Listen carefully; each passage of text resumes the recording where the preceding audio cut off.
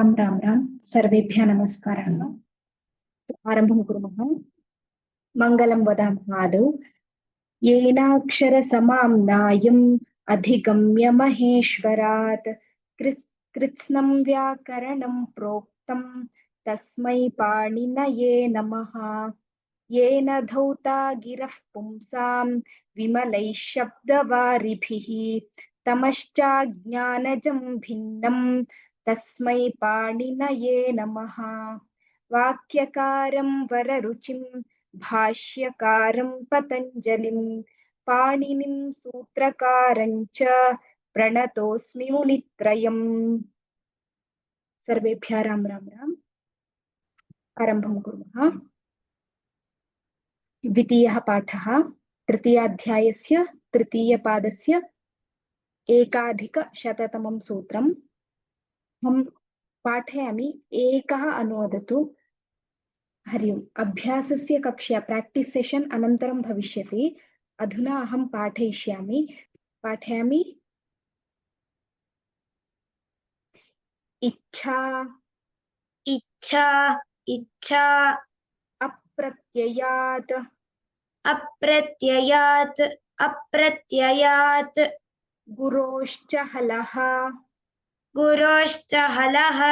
गुरोश्च हलः षिद्भिदादिभ्योऽङ्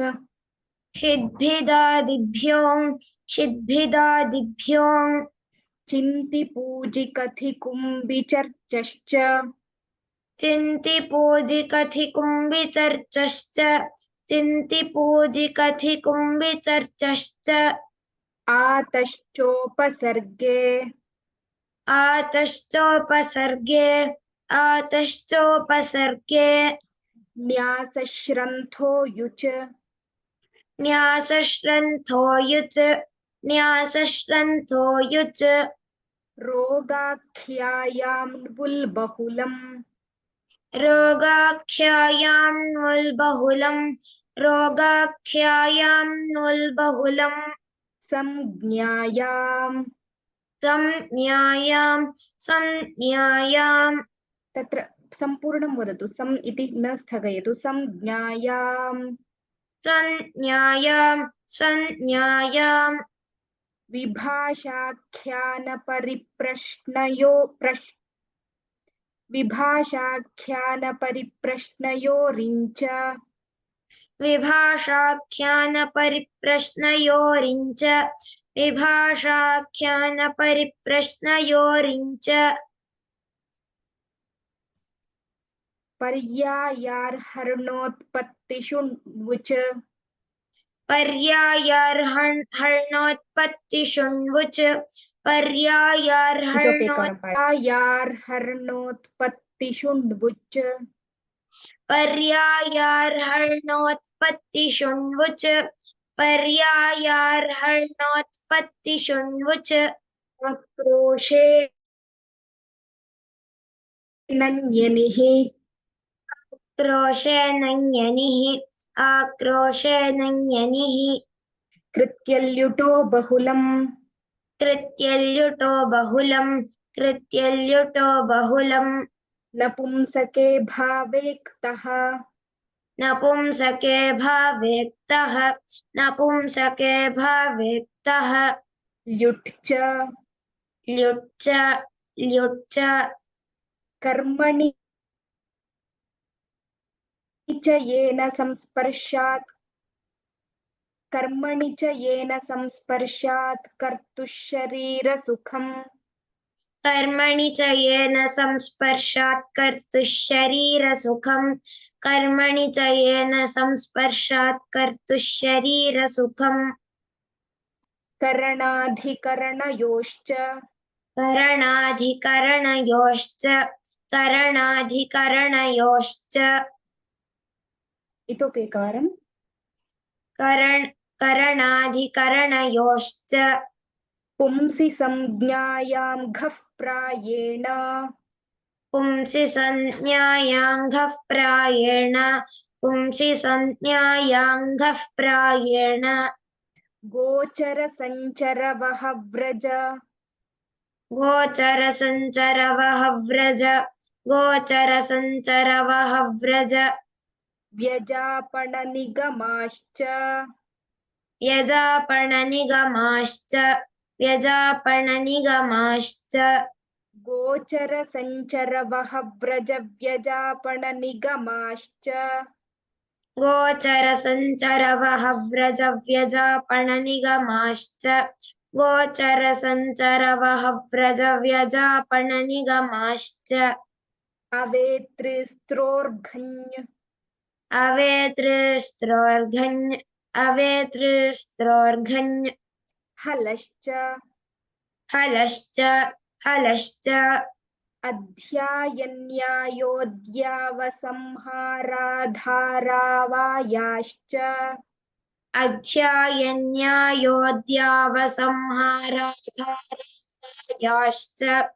अध्यायन्यायोद्यावसंहाराधारायाश्च उदङ्कोनुदके उदङ्कोनुदके उदङ्कोनुदके जालमानायः जालमानायः जालमानायः घनोघ च खनोघ च खनोघ च ईषद्दुःसुषु कृच्छ्रार्थेषु खल् ईषद्दुःसुषु कृच्छ्रार्थेषु खल् ईषद्दुःसुषु कृच्छ्रार्थेषु खल् कर्तृकर्मणोश्च भूकृञोः कर्तृकर्मणोश्च भूकृञोः कर्तृकर्मणोश्च भूकृञोः आतो युच् आतो युच् आतो युच् छन्दसि गत्यर्थेभ्यः छन्दसि गत्यर्थेभ्यः छन्दसि गत्यर्थेभ्यः अन्येभ्योऽपि दृश्यते अन्येभ्योऽपि दृश्यते अन्येभ्योऽपि दृश्यते वर्तमानसामीप्ये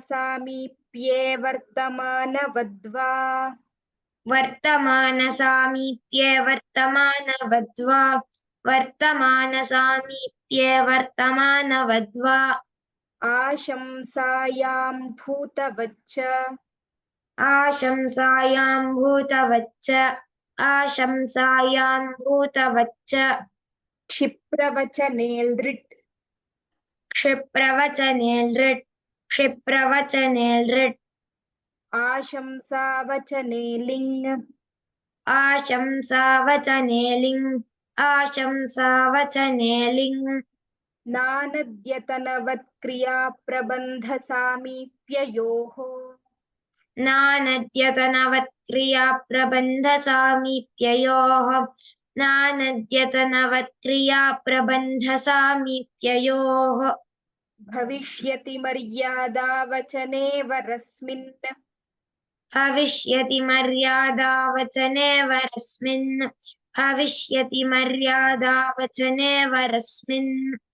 कालविभागे चानहोरात्राणाम् कालविभागे चानहोरात्राणां कालविभागे चानहोरात्राणां परस्मिन् विभाषा परस्मिन् विभाषा लिङ् निमित्ते लृङ्क्रियातिपत्तौ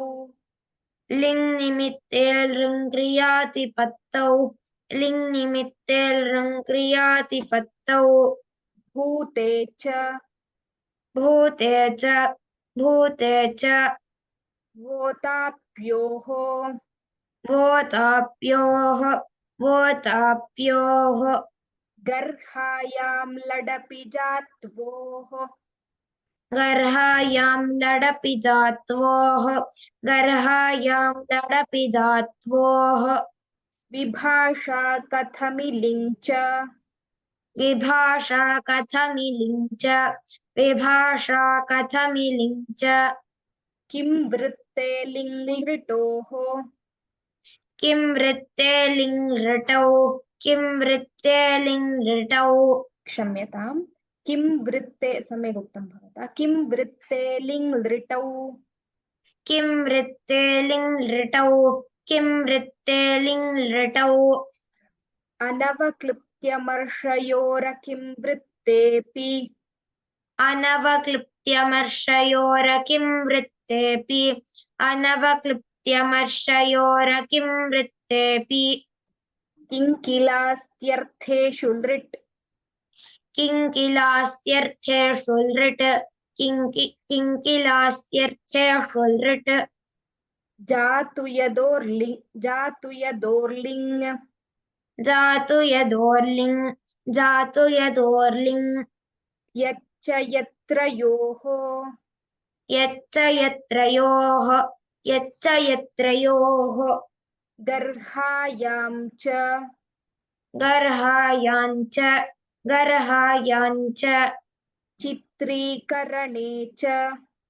चित्रीकरणे च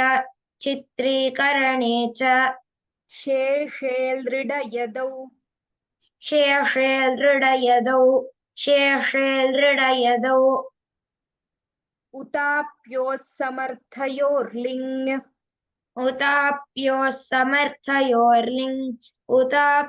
समर्थयोर्लिङ् कामप्रवेदने कच्चिति कामप्रवेदने सम्भावनेलमिति चेत्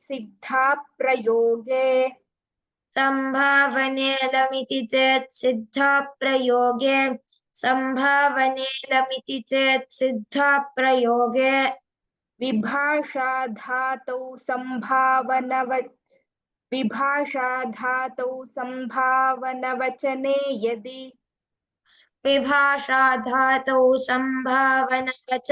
यदि विभाषा धातौ संभावनवचने यदि हेतुहेतुमतोर्लिङ् इच्छार्थेषु लिङ् लोटौ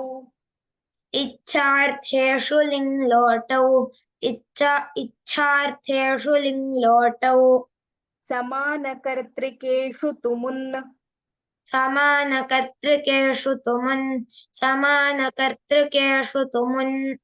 लिङ् च इच्छार्थेभ्यो विभाषा वर्तमाने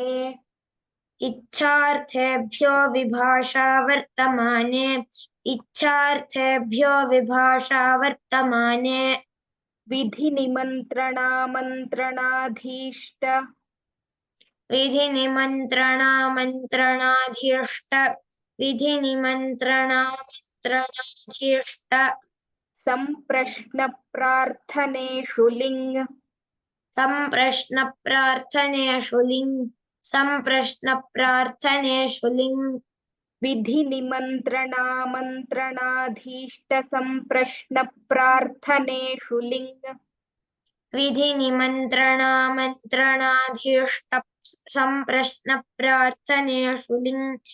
विधिनिमन्त्रणामन्त्रणाधीष्ट सम्प्रश्नप्रार्थनेषु लिङ् लोट् च प्रैषाति सर्गप्राप्तकालेषु कृत्याश्च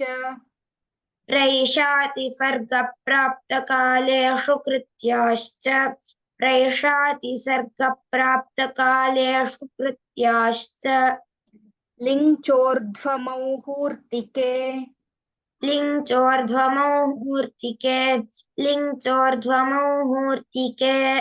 स्मेलोट् अधीष्टे च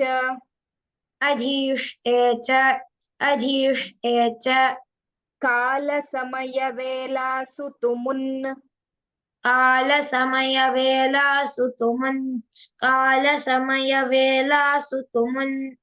लिङ् यदि अर्हे कृत्यतृचश्च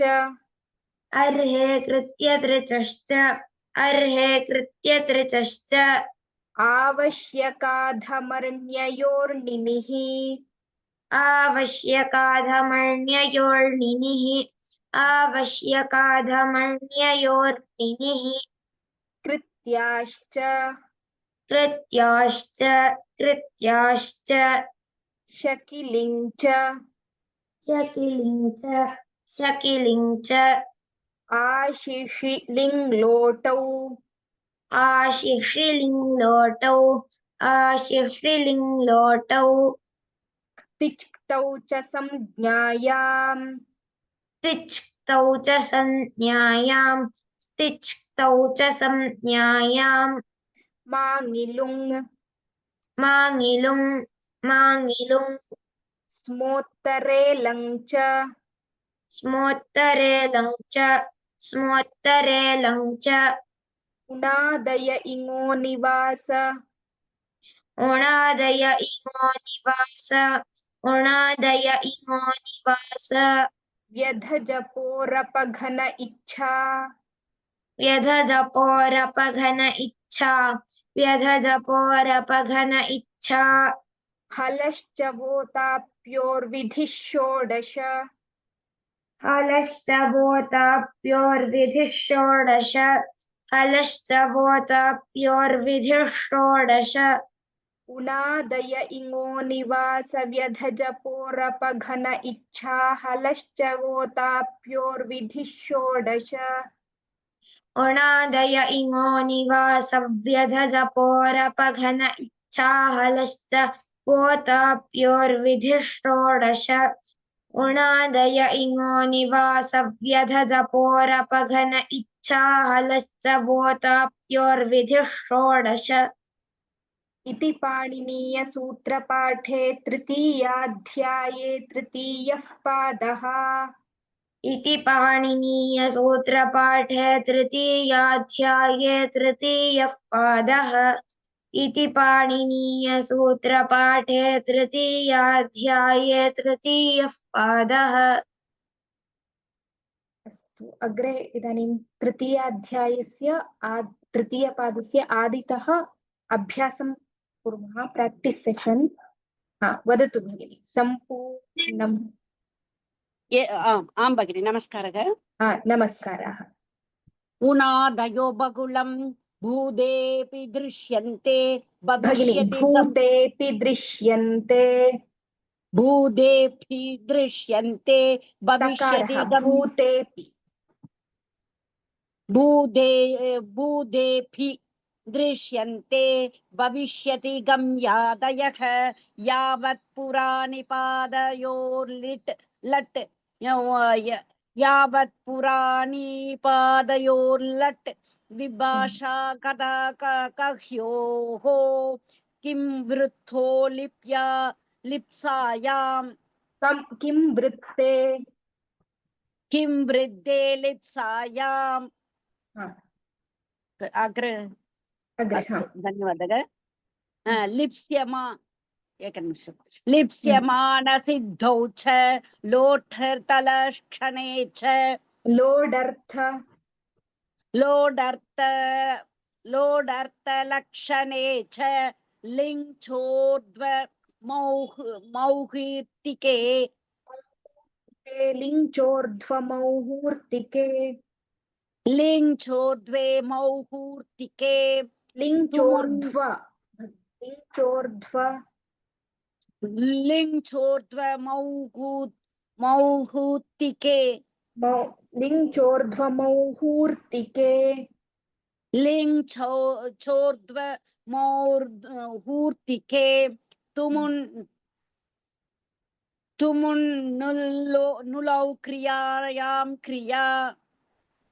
क्रियायां क्रियार्थायां भाववचनाच्च अग्रे गच्छतु भगिनि उपरि अस्तु धन्यवादः अङ्कर्मणि च लृट् शेषे च लृट् सत्त्वा लृडश्चत्वा अनद्यतने लुट् पद रुज विशस् पुरुषो गण्य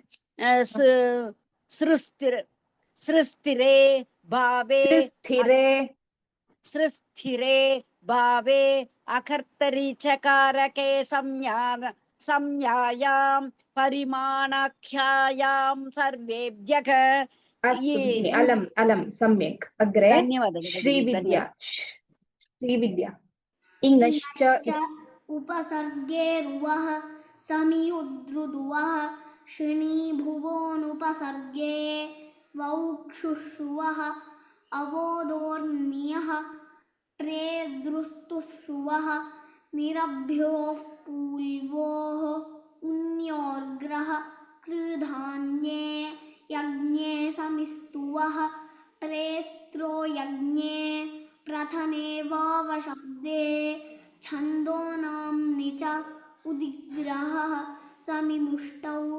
परिण्योर्नीनोर्द्यूताभ्रेषयोः परावनुपात्यय इणः व्युपयोष्येते पर्याये हस्तादाने चेरस्ते ये अलम् अलं सम्यक् सम्यक् पठितम् अग्रे राघवेन्द्र महोदयः राम राम भगिनी राम राम निवासचिति शरीरोपसमाधानेष्वादेश्चकः संघे चानौत्तराधर्ये कर्म व्यतिहारेण स्त्रियाम् अभिविदौ भाव इनुन् आक्रोशे मन्योर्ग्रहः प्रेलिप्सायां परौ यज्ञे नवृधान्ये उदिश्रयति याति पूद्रुवः इतोपि एकवारं महोदय उदिश्रयति उदिश्रयति यौति पूद्रुवः विभाषाङ्गिरुप्लुवोः अवेग्रहो वर्षप्रतिबन्धे वर्षप्रतिबन्धे अवेग्रहो वर्षप्रतिबन्धे प्रेवणिजां रश्मौ च वृणोतेराच्छादने परौ भुवो वज्ञाने एरच रुदोरप गृहवृद्रनिश्चिगमश्च इतोपि एकवारं ऋदोरप् ऋदोरप गृहवृद्रनिश्चिगमश्च ग्रह ग्रह ग्रहवृद्रनिश्चिगमश्च उपसर्गेदः नौण च अलम् अग्रे सुजाता भगिनी नमस्ते नमस्ते व्यधजपोरनुपसर्गे स्वनः सोर्वा यमः समुपनिविषु च नौ गदनदपटस्वनः क्वणो वीणायाञ्च नित्यं फणः परिमाणे नित्यं पणः नित्यं पणः परिमाणे पणः परिमाणे नित्यं पणः परिमाणे मदोनुपसर्गे प्रमदसम्मदौ हर्षे समुद्रो रजः पशुषु अक्षेषु ग्लहः प्रजने सर्तेः ह्वः सम्प्रसारणञ्चन्यभ्युपविशु आङियुद्धे निपानमाहावः भावेनुपसर्गस्य हनश्च वधः मूर्तौ घनः अन्तर्घनो देशे अघारैकदेशे प्रगणः प्रगाणश्च अगारैकदेशे प्रगणः प्रगाणश्च उद्घनोत्याधानम् अपघनोङ्गम् अस्तु अलं भगिनि उद्घनोत्याधानम् धन्यवादः धन्यवादः इदानीं त्रिपुरसुन्दरी भगिनी हरि ओम् हरि ओम् इतः अपघानोऽङ्गम् अपघनोऽङ्गं कर्णयो विदृशु कर्णेयो विदृशु स्तम्भे च परौगः उपघ्न आश्रये संघोधघौ घनप्रशंसयोः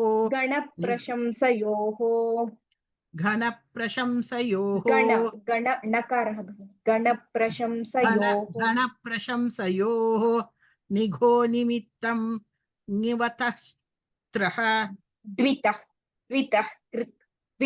त्रिः द्वितः कित्री द्वितः त्रिः त्रिः टिव्यथोऽथु च ट्वितो तुच् थुच् त्वितो त्विच् यच याच यथ विच्च प्रच्च रक्षो नङ् स्वपो नन् उपसर्गो घो किः कर्मन् उपसर्गे घोः किः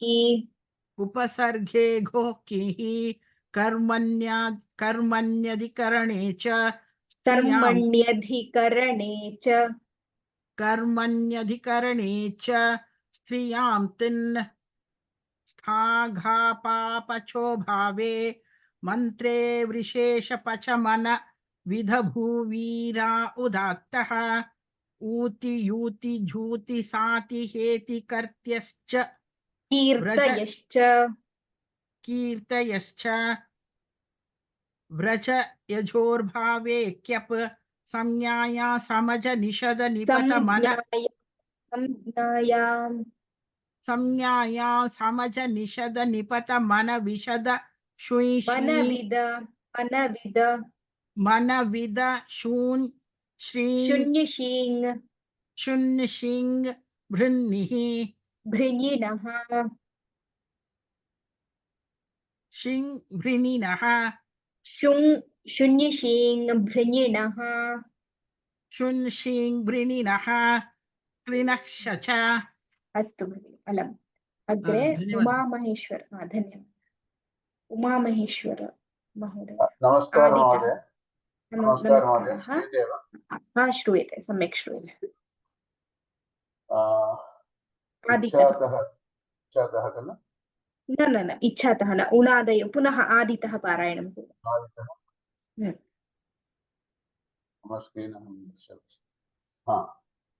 ॐ श्रीगुरुभ्यो नमः। उणादयो बहुलं भूतेऽपि दृश्यन्ते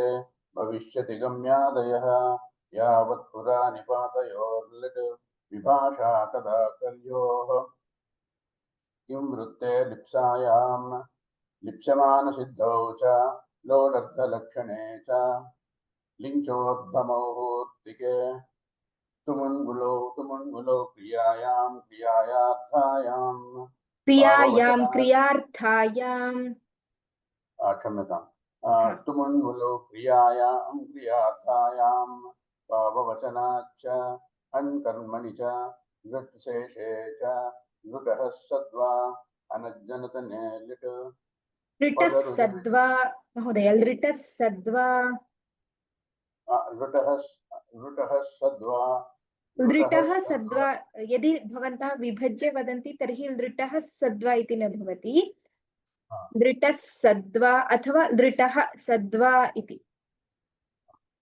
मिलित्वा एव वदन्तु लृटः सद्वा लृटः सद्वा लृटः सद्वा लृटः सद्वा विसर्गः मास्तु महोदय लृटः सद्वा लृटः सद्वा संधि कृत्वा करणीयं लृटः सद्वा लृटः सद्वा अनज्जनतने लुट् अनद्यतने लुट् अनज्जतने लुट् पर अनज्जनतने लुट् अनद्यन नास्ति अनद्यतने लुट्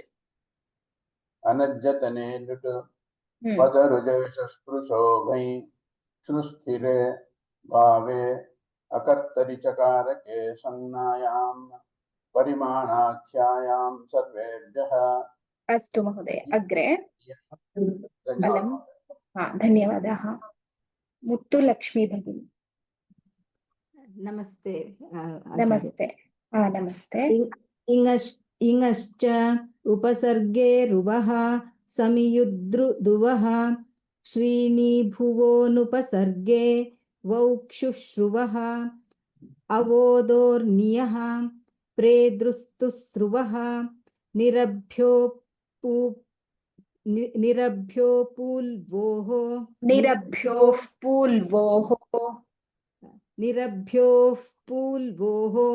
सम्यक् उन्योर्ग्रहः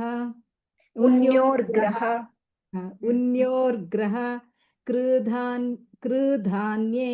यज्ञे समिस्तुवः प्रेस्त्रो यज्ञे प्रथने वावशब्दे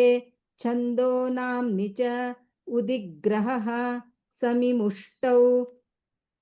परिण्योर्नीनोर्द्युता द्यूत ओ परिण्योर्नीणोर्द्यूताभ्रे द्यूताभ्रेषयोः परिण्योर्नीनोर्द्यूताभ्रेषयोः परावनुपपात्यय इणः परावनुपात्यय इणः परावनुपात्यय इणः हम्म। व्युपयोष्येते पर्याये व्युपयोष्येतेः पर्याये व्युपयोष्येते पर्याये हस्तादाने चेरस्तेये अलं भगिनि सम्यक् सम्यक् उक्तम् इदानीं जानकी राजाराम भगिनी नमस्ते भगिनी। नमस्ते निवास चिति शरीरोपसमाधानेष्वादेश्वकः एकनिमिषम् समाधानेष्वादेश्च कः भगिनी एकनिमिषम् निवास चिति शरीरोपसमाधानेष्वादेश्च कः संघे चानौत्तराधर्ये कर्म व्यतिहारे न स्त्रियां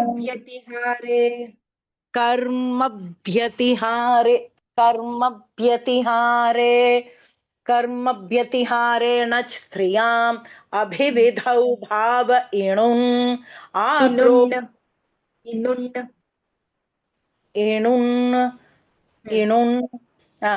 नकारः आदौ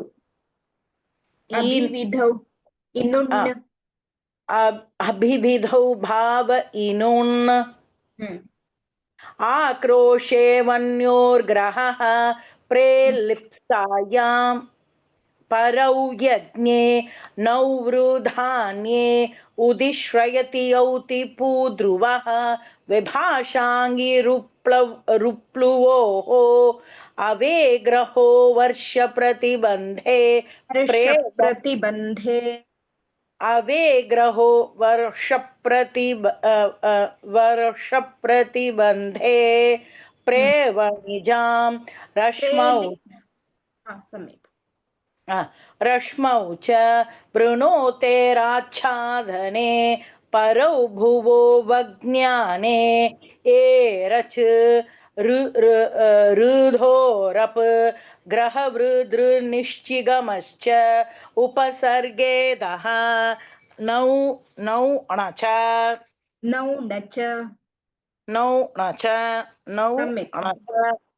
सम्यक् भगिनि अग्रे अखिला भगिनी नमस्ते भगिनी नमस्ते व्यधजपोरनुपसर्गे स्वनः सोर्वा यमः समुपनिविषु च नौ गदनदपठस्वनः वणो वीणायां च नित्यं पणः परिमाणे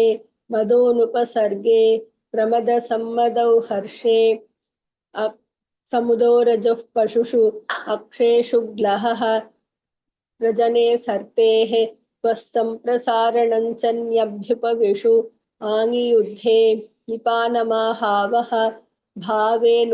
भावेनुपसर्गस्य हनश्च वधः मूर्तौ घनः अन्तर्घनो देशे अघारैकदेशे अल्पप्राणः गकारः अगारैकदेशे प्रघणः प्रघाणश्च उद्धनोत्याधानम् अस्तु भगिनि धन्यवादः भगिनि धन्यवादाः अग्रे भवानी भगिनी अहं वा भवानी सुब्रह्मण्यम् आम् एवं भवति एव नमस्कारं हरि ओम् हरि ओम् नमस्ते अपघ्नोऽङ्गं करणेयो विदिषु करणेयो विदृषु आम् क्षम्यतां करणेयो विदृषु खम्बेक च परौगः उपघ्नः आश्रये संगोद्घौ गणप्रशंसयोः निगो निमित्तं इवितत् कृति इवितत् त्रिः इवितत् त्रिः द्वितः त्रिः इवितः कृति इवितः त्रिः सम्यक् वा सम्यक् द्वितः त्रिः इवितः त्रिः द्वितो युच् द्वितोथुच् द्वितोथुच् यज याच यत विच्च प्रच्च रक्षणङ् रक्षोणङ्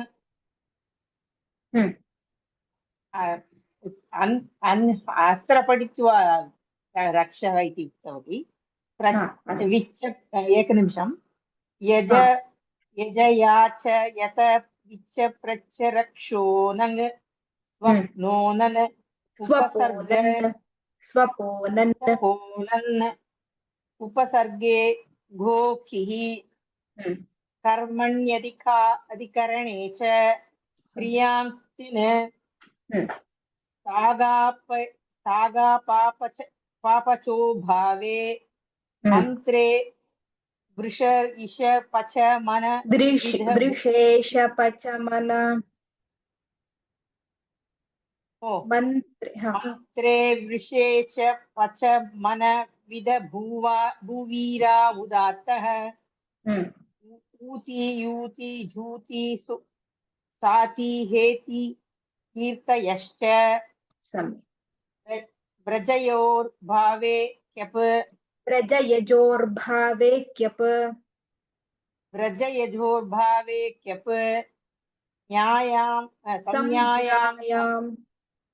संज्ञायां समज निषद निपत मन विद श्विं श्रीं ब्रिङिन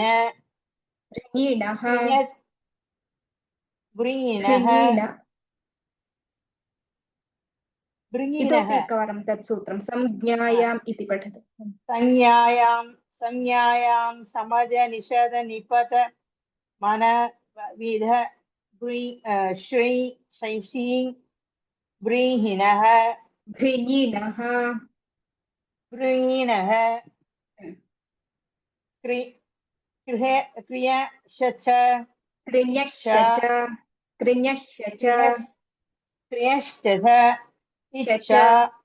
अस्तु अलं भगिनि एतावत् धन्यवादः अस्तु इदानीं सुब्बराव् महोदयः आं महोदय राम महोदय आदितः राम शुभसायं अथ पाणिनीयसूत्रपाठे तृतीयाध्याये तृतीयपादः गुणादयो बहुलं भूतेऽपि दृश्यन्ते भविष्यति गम्यादयः यावत् पुरा निपातयोर्लट् विभाषा कदा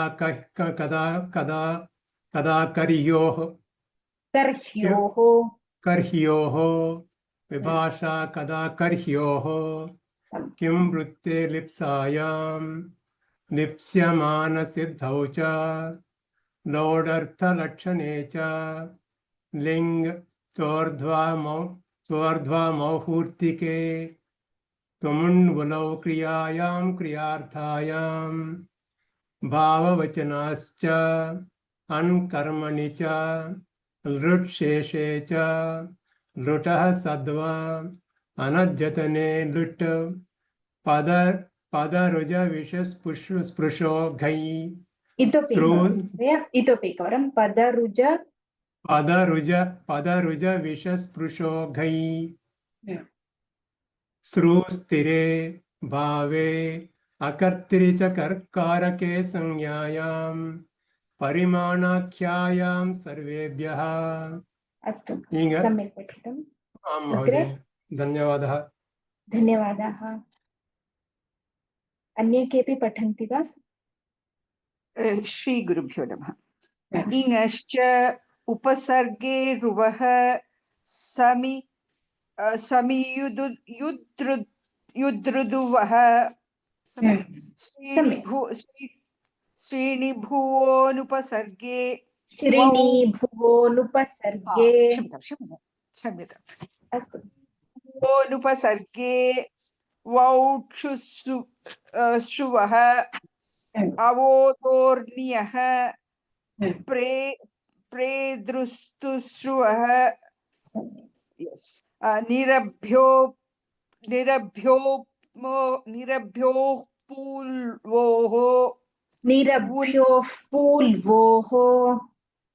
निरभ्योः पूल्वोः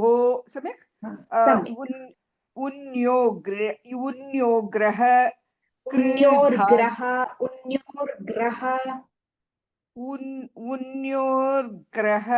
सम्यक् reading so absurd. कृधान्ये यज्ञे समिस्तुवः प्रेस्त्रो यज्ञे प्रथने वावशब्दे छन्दो नाम्नि च उदिग्रहः समिमुष्टौ परिण्योर्नीनो द्युत परिण्योर्नीनोर्द्यूताभ्रेषणयोः. Oh, I'm reading the broken ones. Parirnyornino dyuta abhreshayoho. द्यूताभ्रेषणयोः.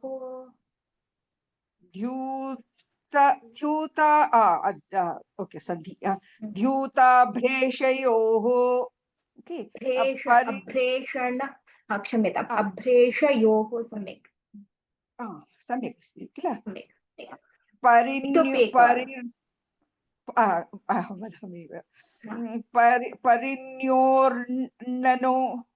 परिण्योर्नीनो द्यूताभ्रेषयोः परावनुपात्यय इणः व्युपयोः क्षेते पर्याये व्युपयोः क्षेतेः पर्याये हस्तादाने चेरस्ते ये सम्यक् पठितम् अलं वा क्षम्यताम् अन्ये न सम्यक् पठितम् अन्ये केऽपि पठन्ति वा निवासचिति शरीरोपसमाधानेष्वादेश्च कः संघे चानोत्तराधर्ये कर्मव्यतिहारेण स्त्रियाम् अभिविधौ भाव इनुन् आक्रोशे वन्योर्ग्रहः प्रेलिप्सायां परो यज्ञे नवृद्धान्ये उदिश्रयति यौतिपूद्रुवः विभाषाङ्गिरुप्लुवोः अवेग्रहो वर्षप्रतिबन्धे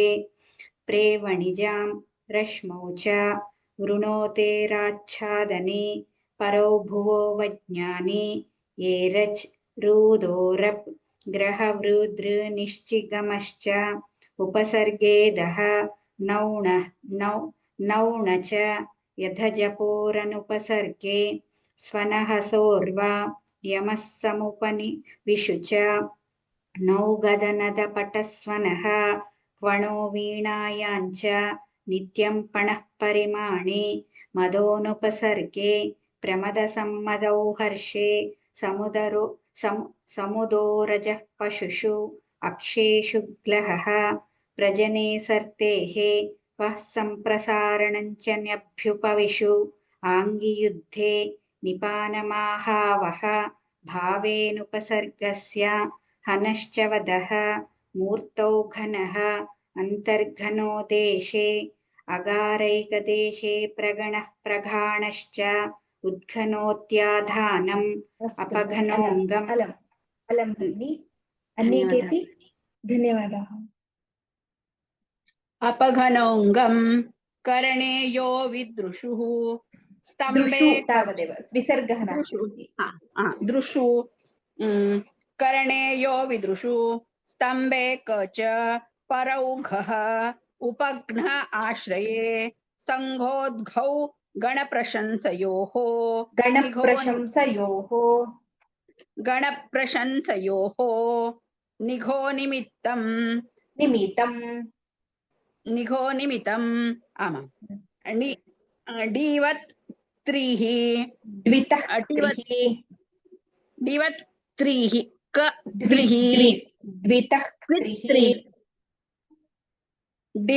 दिवतः त्रिः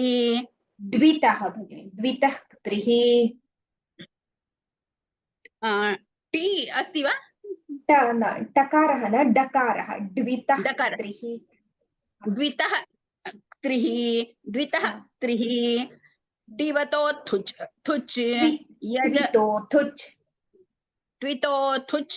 यज याज यत विच्छ प्रच्छ रक्षो नङ् स्वपोनन् उपसर्गे घोः किः कर्मण्यधिकरणे च स्त्रियाङ्क्तिन् स्थागापापचो भावे मन्त्रे वृषेश पच मनविद भूवीरा उदात्तः ऊति यूति जूति साति हेति कीर्तयश्च व्रजयजोर्भावे क्यप् संज्ञायां समज निषद निपत मनविद पुंशिं भ्रूयिणः कृयश्च च इच्छा धन्यवादः अन्ये केऽपि पठन्ति वा? अहं पठामि वा भगिनि? हा, पठतु आदिता। नमस्कारः। उणादयो बहुलं भूते अपि दृश्यन्ते भविष्यति गम्यादयः यावत् पुराणिपातयोर्लट् विभाषा कदा कर्ह्योः किं वृत्ते लिप्स्यमानसिद्धौ च लोडर्थलक्षणे च लिङ्चोर्ध्वमौहूर्तिके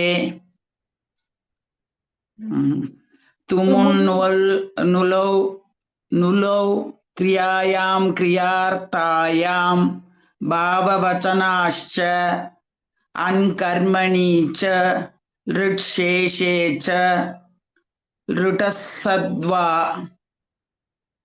अनद्यतने लुट् पदरुज विषस्पृशो ङै सृस्तिरे भावे अकर्तरि च कारके संज्ञायां परिमाणाख्यायां सर्वेभ्यः। अस्तु भगिनि, धन्यवादः। अद्य अत्र समापयामः। श्वः पुनः अनुवादक अभ्यासस्य अपि च इच्छा इत्यतः पाठं च पुनः श्वः। तृतीयः पाठः खलु? आमां, तृतीयः भगिनि। श्वः। अस्तु, श्वः पुनः अनुवर्तयामः। मङ्गलं वदामः। येनाक्षरसमाम्नायमधिगम्य महेश्वरात् कृत्स्नं व्याकरणं प्रोक्तं तस्मै पाणिनये नमः। येन धौता गिरः पुंसां विमलैः शब्दवारिभिः तमश्चाज्ञानजं भिन्नं तस्मै पाणिनये नमः। वाक्यकारं वररुचिं भाष्यकारं पतञ्जलिं पाणिनिं सूत्रकारं च प्रणतोऽस्मि मुनित्रयम्।